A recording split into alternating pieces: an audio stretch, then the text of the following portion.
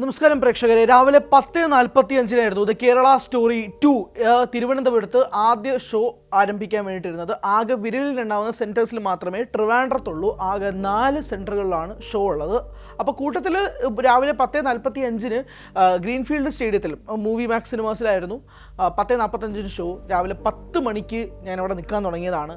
ഒരു മനുഷ്യനെങ്കിലും ഈ സിനിമ ഇവിടെ കളിക്കുന്നുണ്ടോ, അല്ലെങ്കിൽ ഈ സിനിമയ്ക്ക് ടിക്കറ്റ് എടുക്കാൻ വരട്ടെ എന്ന് വരാനോ ചോദിക്കാനോ തിയേറ്ററിൻ്റെ പരിസരത്ത് പോലും ഒരാൾ പോലും വന്നില്ല എന്നുള്ളതാണ്. കുറേ നേരം വെയിറ്റ് ചെയ്തു, പക്ഷേ അതിൻ്റെ റിവ്യൂ എടുക്കാൻ പറ്റിയില്ല. അതുകൊണ്ട് ഞാൻ ആദ്യമേ പറയാം, ഇത് നോട്ട് എ റിവ്യൂ വീഡിയോ ആണ്. കാരണം സാധാരണയായി ഒരു സിനിമ വരുമ്പോഴേക്കും അത് രാവിലെ സിനിമ തിയേറ്ററിൽ പോയി കണ്ടതിന് ശേഷം അതിൻ്റെ റിവ്യൂ പങ്കുവയ്ക്കാറാണ് പതിവ്. പക്ഷേ ഇത്തവണ അതിന് സാധിക്കുന്നില്ല, കാരണം തിയേറ്ററിൽ ആളില്ലായിരുന്നു. ഞാൻ ചോദിച്ചു നോക്കി തിയേറ്റർ മാനേജറിനോട്, തിയേറ്റർ കൗണ്ടറിനോട്, ഒരു ടിക്കറ്റ് കേരള സ്റ്റോറിക്ക് തരുമെന്ന് ചോദിച്ചപ്പോൾ അവരെന്നോട് പറഞ്ഞത്, കുട്ടാ നീ മാത്രമാണ് ഈ സിനിമ കാണാൻ വേണ്ടിയിട്ട് ഇപ്പോൾ വന്നത്, നീ മാത്രമാണ് ഈ സിനിമയെപ്പറ്റി ചോദിച്ചുകൊണ്ടെങ്കിലും ഈ തിയേറ്ററിൻ്റെ പരിസരത്ത് വന്നത്, അല്ലാതെ ഒരൊറ്റ മനുഷ്യൻ പോലും വന്നിട്ടില്ല എന്നതുകൊണ്ട് ഞങ്ങൾക്ക് ഈ ഷോ കളിക്കാൻ കഴിയില്ല. മിനിമം 8 പേരെങ്കിലും ഉണ്ടെങ്കിൽ മാത്രമേ ഞങ്ങളൊരു ചിത്രം പ്രദർശിപ്പിക്കാറുള്ളൂ എന്നത് പറഞ്ഞു. ഞാൻ പറഞ്ഞു, 8 ടിക്കറ്റ് എടുക്കാൻ നിലവിൽ നിർവാഹമില്ല, അതുകൊണ്ട് ഞാൻ മാത്രമേ വന്നിട്ടുള്ളൂ, ഷോ കളിക്കുമോ എന്ന് ചോദിച്ചപ്പോൾ പറഞ്ഞു ഇല്ല, പറ്റില്ല എന്നതാണ്. ഞാൻ പിന്നെയും വെയിറ്റ് ചെയ്തു. 10 മണിക്ക് ഞാൻ ഇവിടെ എത്തിയല്ലോ. 10:15 ഞാൻ ചോദിച്ചു, 10:30 10:35 10:45 അപ്പോഴും ഒരാൾ പോലും വന്നില്ല. മനുഷ്യൻ പോയിട്ട് ഒരു ഈച്ചക്കുഞ്ഞ് പോലും വന്നില്ല. എനിക്ക് തോന്നുന്നു ഒരു ഈച്ചയ്ക്ക് വരെ മനസ്സിലായി കാണും അതിനകത്ത് കളിക്കാൻ പോകുന്നത് വിഷമാണ്, അപ്പോൾ അതിൻ്റെ അടുത്ത് പോയി കഴിഞ്ഞാൽ പോലും ചത്തുപോകും എന്ന് മനസ്സിലാക്കിക്കൊണ്ടായിരിക്കും ആ ഈച്ച പോലും മാറി നിന്നത് എന്ന് വേണമായിരുന്നു എനിക്ക് തോന്നിയത്. ഒരുപക്ഷെ ആദ്യമായിട്ടായിരിക്കും ഒരു സിനിമ ഇറങ്ങിയിട്ട്, ഒരു സിനിമ ഇറക്കിയിട്ട് ഒരാൾ പോലും വരാത്തതിൻ്റെ സന്തോഷം ഉള്ളിൻ്റെ ഉള്ളിൽ നിന്നും ഉണ്ടാകുന്നത് എന്ന് പറയാതിരിക്കാൻ കഴിയുന്നില്ല. ഒരുപക്ഷെ ആദ്യമായിട്ടായിരിക്കും ഒരു സിനിമ ഇറങ്ങിയിട്ട് ഞാൻ അതിൻ്റെ തിയേറ്ററിൽ പോയി ടിക്കറ്റ് ചോദിച്ചിട്ട് ടിക്കറ്റ് കിട്ടാതെ വന്നപ്പോൾ ഉണ്ടായ ഒരു സന്തോഷം, ഒരു സാറ്റിസ്ഫാക്ഷൻ, ഒരു രോമാഞ്ചം എന്നൊക്കെ വിളിക്കാൻ കഴിയുന്ന ഒരു ഫീലിംഗ് സ്വയമേ ഉണ്ടായത്. അത് ഞാൻ ഇന്ന് രാവിലെ അനുഭവിച്ചു. ദ കേരള സ്റ്റോറി 2 എന്ന ചിത്രത്തിന് വേണ്ടിയിട്ട് തിയേറ്ററിൽ പോയപ്പോഴാണ് അത് അനുഭവിച്ചത്. ഇതിൻ്റെ ട്രെയിലർ, വിദ്വേഷവും വിഷവും തുപ്പുന്ന ട്രെയിലർ നമ്മൾ കണ്ടതാണ്. ഒരു പെൺകുട്ടിയുടെ വായ്ക്കകത്ത് ബീഫ് കുത്തിക്കയറ്റുന്ന കാഴ്ച. ഇവിടെ പൊറോട്ടയും ബീഫിനും വേണ്ടി അടി ഉണ്ടാക്കുന്ന സമൂഹമാണ് നമ്മൾ കണ്ടിട്ടുള്ളത്. ഇവിടെ കേരളത്തിൽ തന്നെ പല ജില്ലകളിലും ഭക്ഷണത്തിൻ്റെ പേരിൽ അടി ഉണ്ടാക്കുന്നതും കണ്ടിട്ടുണ്ട്, പൊറോട്ടയും ബീഫിൻ്റെയും പേരിൽ അടി ഉണ്ടാക്കുന്നതും കണ്ടിട്ടുണ്ട്. ആ ബീഫ് ഫ്രീ ആയിട്ട് തരാമെന്ന് പറഞ്ഞിട്ട് ഒരു പെൺകുട്ടി കഴിക്കുന്നില്ല എന്ന് കണ്ടപ്പോൾ സത്യം പറയാൻ എൻ്റെ കണ്ണ് നിറഞ്ഞുപോയി. കാരണം ഇത്രമാത്രം സത്യസന്ധമായ ഒരു സ്റ്റോറി എങ്ങനെയാണ് നിങ്ങൾക്ക് കാണിക്കാൻ കഴിഞ്ഞത് എന്നുള്ളതാണ്. അതിനിടയിൽ മറ്റൊരു കോമഡി, ആ സീൻ സിനിമയിലേ ഇല്ല എന്നതാണ് ഈ സംവിധായകരുടെ കാഴ്ചപ്പാട്. അതങ്ങനെയാണല്ലോ, കാരണം അവരില്ലാത്ത കാര്യം ഉണ്ടാക്കി കാണിക്കും. സിനിമയിലില്ലാത്ത സീൻ സെപ്പറേറ്റ് ആയിട്ട് ഷൂട്ട് ചെയ്യുക, നടക്കാത്ത കാര്യങ്ങൾ നടന്നതായി കാണിക്കുക. അങ്ങനെ ഓരോ ഹോബികളാണ് ഈ സംവിധായകനും നിർമ്മാതാവിനും ഉള്ളത്. എന്തായാലും കേരള സ്റ്റോറിക്ക് 2 ദേശീയ പുരസ്കാരങ്ങളാണ് കിട്ടിയത്. ഒന്ന് മികച്ച സംവിധായകൻ സുദീപ്തോ സെൻ. അദ്ദേഹം എവിടെ പോയെന്ന് ആർക്കും അറിയില്ല, കാരണം അദ്ദേഹമല്ല 2ാം ഭാഗത്തിൻ്റെ സംവിധായകൻ. നാഷണൽ അവാർഡ് കിട്ടിയ ഡയറക്ടറിനെ ബഹുമാനിക്കാൻ പഠിക്കടാ എന്നൊക്കെ ചോദിച്ചു പോകും, പക്ഷേ ആ സംവിധായകനല്ല. മറ്റൊന്ന് മികച്ച സിനിമാറ്റോഗ്രഫി.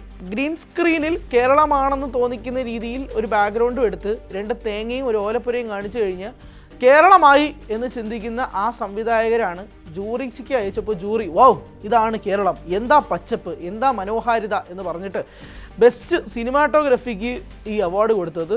അക്ഷരാർത്ഥത്തിൽ പറയാം, നല്ല ബെസ്റ്റ് സിനിമാറ്റോഗ്രഫി ആ അവാർഡും കിട്ടി. എന്തായാലും കേരള സ്റ്റോറി 2 തിയേറ്ററിൽ നമുക്ക് ഇങ്ങനെയല്ലേ പ്രതിഷേധിക്കാൻ പറ്റൂ.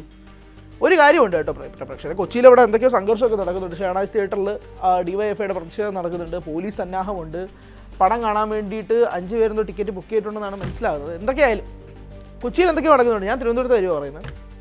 ഇവിടെ ഒരു മനുഷ്യൻ, ഞാൻ എത്ര നേരം വെയിറ്റ് ചെയ്തെന്നറിയോ, നിങ്ങൾക്ക് പറഞ്ഞാൽ മനസ്സിലാവില്ല ഞാൻ വെയിറ്റ് ചെയ്ത കണക്കുകൾ. എത്ര നേരം ഞാൻ ബോറടിച്ച് അവസാനം വിസ്മയത്തുമ്പത്തിൽ മോഹൻലാൽ റീത്തയോട് സംസാരിക്കുന്ന പോലെ ഞാൻ ഒറ്റയ്ക്കിരുന്ന് സംസാരിക്കാൻ തുടങ്ങി. ആരെങ്കിലും വരും. ശോഭന മണിച്ചിത്രത്താഴിൽ ഇങ്ങനെ വെയിറ്റ് ചെയ്യുന്നത് പോലെ ഈ വഴിയെ ആരെങ്കിലും ഒന്ന് വന്നിരുന്നെങ്കിൽ എന്ന് പറഞ്ഞ് ഞാൻ ഇങ്ങനെ നോക്കിക്കൊണ്ടിരിക്കുകയായിരുന്നു. പക്ഷേ ഞാനും തിയേറ്റർ മാനേജറും മാത്രമാണ് ഉണ്ടായിരുന്നത്. അദ്ദേഹം കുറച്ച് നേരം എനിക്ക് കമ്പനി വന്നു, പക്ഷേ അദ്ദേഹത്തിൻ്റെ ജോലിക്ക് വേറെ ഉണ്ടായിരുന്നതുകൊണ്ട് അദ്ദേഹത്തിൻ്റെ ജോലിക്ക് പോയി. പക്ഷേ ഈ പറഞ്ഞതുപോലെ ഒരു വലിയ സന്തോഷം ഈ സിനിമ കാണാൻ കഴിയാത്തതിൽ എനിക്കുണ്ട്. ജോലിയുടെ ഭാഗമായിട്ട് നമുക്കിത് കാണണം, റിവ്യൂ ചെയ്യണം എന്നുള്ളത് ഉണ്ടെങ്കിൽ പോലും കാണാൻ കഴിയാത്തതിൽ ഇപ്പോൾ ഇതൊന്നും ചെയ്യാൻ പറ്റത്തില്ല. ആളുണ്ടെങ്കിൽ ഷോ ആണെങ്കിൽ കാണാൻ പറ്റിയില്ല, ഇത്രേ ഉള്ളൂ. കേരളത്തിൽ പല സെൻറ്റേഴ്സിലും ഇതുപോലെ തന്നെയാണ് അവസ്ഥ. ഇന്നലെ രാത്രി സിംഗിൾ ബെഞ്ച് സ്റ്റേ ചെയ്യുന്നു, ഡിവിഷൻ ബെഞ്ചിൽ പോയിട്ട് അനുമതി കൊടുക്കുന്നു. ആവിഷ്കാര സ്വാതന്ത്ര്യം എന്നതാണ് ഈ സിനിമയുടെ സംവിധായകർ പറയുന്നത്. ഉറപ്പായിട്ടും ആവിഷ്കാര സ്വാതന്ത്ര്യം വേണം, അല്ലെങ്കിൽ അതാണ് വേണ്ടത്. ഒരു സിനിമ ഒരു പ്രോഡക്റ്റ് ഇറക്കിയിട്ടുണ്ടെങ്കിൽ അത് റിലീസ് ചെയ്യാൻ അവർക്ക് പറ്റണം എന്നതാണല്ലോ, ഒരു അവകാശമാണല്ലോ. അത് ഇറക്കി, പക്ഷെ അത് കാണണമോ വേണ്ടയോ എന്ന് തീരുമാനിക്കേണ്ടത് നമ്മളാണല്ലോ. നിങ്ങൾ ഇറക്കി, നിങ്ങൾക്ക് സന്തോഷം, ഞങ്ങൾ കാണുന്നില്ല, അത് ഞങ്ങളുടെ നീതി എന്നതാണ് കേരള സമൂഹം കേരള സ്റ്റോറിയോട് കാണിക്കുന്നത്. അതായത് ഈ സിനിമ കാണാൻ ഇനിയും അവസരങ്ങളുണ്ടാവും. സ്വാഭാവികമായിട്ട് ഇനി വരുന്ന ഷോയ്ക്കൊക്കെ ചിലപ്പോൾ ടിക്കറ്റുകളൊക്കെ ബുക്ക് ചെയ്യപ്പെട്ടേക്കാം, അറിയില്ല.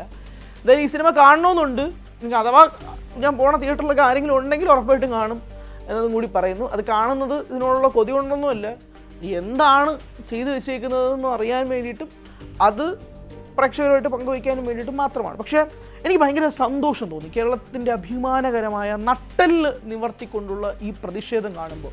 എങ്ങനെയാണ് പ്രതിഷേധിക്കുക? നിങ്ങൾ സമൂഹ മാധ്യമത്തിൽ പോസ്റ്റൊന്നും ഇടണ്ട, നിങ്ങൾ വേറെ ഒന്നും ചെയ്യണ്ട. ഇതാണ്, ഈ സൈലൻസാണ് ഏറ്റവും വലിയ പ്രതിഷേധം. തിയേറ്ററുകളുടെ പരിസരത്തിൻ്റെ ചുറ്റളവ് 200 മീറ്റർ വെളുപ്പിൽ പോലും ആരും വരുന്നില്ല എന്നതാണ് അതിൻ്റെ പ്രതിഷേധം. കാണണ്ട എന്ന് തീരുമാനിച്ചാൽ അത് കാണില്ല. കേരള സ്റ്റോറി എന്ന പേരിൽ കേരളത്തിൽ നടക്കാത്ത ഒരു കഥ എടുത്തിട്ട് നിങ്ങളത് കേരളത്തിൻ്റെ ടൈറ്റിലാക്കി വെച്ചേക്കുന്നു. ഈ സിനിമയുടെ പ്രൊമോഷൻ സമയത്ത് ഇതിൻ്റെ ഡയറക്ടർ, ഇതിൻ്റെ പ്രൊഡ്യൂസർ, കൂട്ടത്തിൽ ഒരു 37 സ്ത്രീകളെയും കൂടി അണിനിരത്തിക്കൊണ്ട് വന്നേക്കാണ്. എല്ലാവരും നോർത്ത് ഇന്ത്യൻ സ്ത്രീകളാണ്. അവരെല്ലാവരും അവരുടെ ജീവിതത്തിൽ ചിലപ്പോൾ കഷ്ടതകൾ അനുഭവിച്ചിട്ടുണ്ടാകും. പക്ഷേ why the hell Kerala story എന്നൊരു ടൈറ്റിൽ നിങ്ങൾ ഇട്ടു എന്നുള്ളതാണ് ചോദ്യം. ദ കേരള സ്റ്റോറി എന്ന് പറഞ്ഞിട്ട് കേരളത്തിലെയും മധ്യപ്രദേശിലെയും രാജസ്ഥാനിലെയും കഥ നിങ്ങൾ കാണിക്കുന്നുണ്ടെങ്കിൽ why focus on the Kerala? എന്താണ് നിങ്ങൾക്ക് കേരളയിലൂടെ മാത്രം ഒരു പ്രശ്നം? മധ്യപ്രദേശിലെയും രാജസ്ഥാനിലെയും കഥ കാണിക്കുന്നുണ്ടെന്നാണ് ട്രെയിലറിൽ നിന്ന് കിട്ടുന്ന വിവരം, അതുകൊണ്ട് മാത്രമാണ് പങ്കുവെച്ചത്. പക്ഷേ പടത്തിൻ്റെ പേര് ദ കേരള സ്റ്റോറി എന്നാണ്. എന്തായാലും കോമഡിയാണ്. ആ പ്രസ് മീറ്റ് ഭയങ്കര കോമഡിയായിരുന്നു. ഒരു 5 മിനിറ്റ് പോലും മാധ്യമപ്രവർത്തകരുടെ ചോദ്യത്തിന് മുന്നിൽ പിടിച്ചു നിൽക്കാൻ ആ സംവിധായകനോ നിർമ്മാതാവിനോ കഴിഞ്ഞില്ല. അവർ ഇറങ്ങി ഓടുകയാണ് ചെയ്തത്. എന്തായാലും ഇറങ്ങി ഓടുന്ന കാഴ്ച ജനങ്ങൾക്ക് ഇവിടെ നിന്ന് വരുന്നില്ല. കാരണം ആരെങ്കിലും പടത്തിന് പോയാലല്ലേ ഇറങ്ങി ഓടേണ്ടി വരുള്ളൂ. അതുകൊണ്ട് അതും നടക്കുന്നില്ല. കേരള സ്റ്റോറിയുടെ വിധി മോർണിംഗ് ഷോയ്ക്ക് ഇങ്ങനെയാണ്. ഒറ്റ മനുഷ്യനില്ല. വെറുതെ ചന്തയ്ക്ക് പോയതുപോലെ ഞാൻ തിരിച്ച് തിയേറ്റർ വരെ പോയിട്ട് തിരിച്ച് വന്ന പാട് മാത്രമേ ഉണ്ടായിട്ടുള്ളൂ. അതാണ് ഇന്ന് രാവിലെ കേരള സ്റ്റോറി കാണാൻ പോയപ്പോൾ ഉണ്ടായ അനുഭവം. കൂടുതൽ വാർത്തകൾക്ക് News 18 Keralam YouTube channel subscribe ചെയ്യുക.